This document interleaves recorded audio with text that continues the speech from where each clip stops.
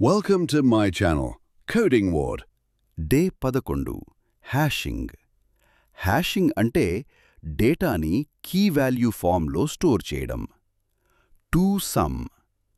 To some ప్రాబ్లంలో target some ఇస్తారు. Current ఎలిమెంట్ని target నుండి సబ్ట్రాక్ట్ చేస్తాం. రిక్వైర్డ్ వాల్యూ ఆల్రెడీ హ్యాష్ మ్యాప్లో ఉంటే ఆన్సర్ దొరుకుతుంది.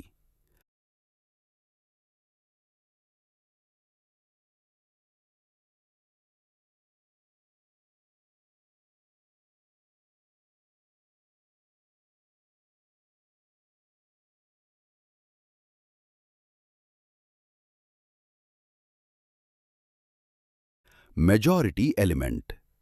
మెజారిటీ ఎలిమెంట్ అంటే అరే సైజ్ హాఫ్ కన్నా ఎక్కువ సరి వచ్చిన ఎలిమెంట్. హ్యాష్ మ్యాప్ యూజ్ చేసి ఫ్రీక్వెన్సీ ట్రాక్ చేస్తాం. కౌంట్ హాఫ్ కన్నా ఎక్కువ అయితే ఆన్సర్ దొరుకుతుంది.